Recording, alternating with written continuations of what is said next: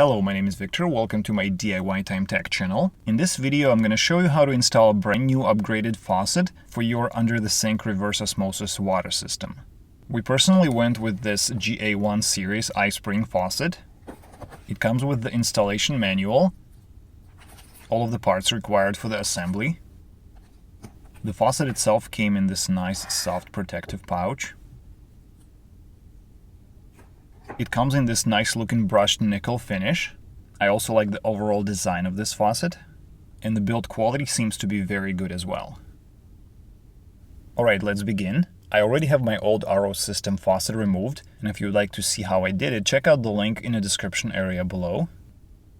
To install the new RO system faucet, first we're going to install the base plate, followed by the rubber washer.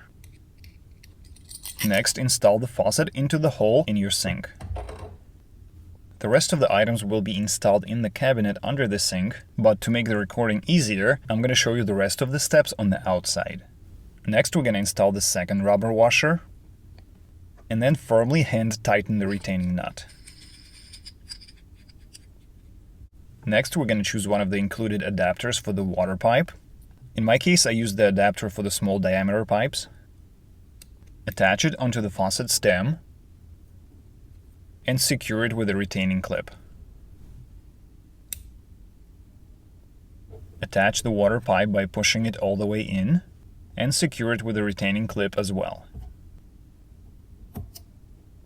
Check your new faucet for any signs of leaks and flush it for at least a few minutes before you start using the water. If this video is helpful, please give it a like. Thank you for watching and have a nice day.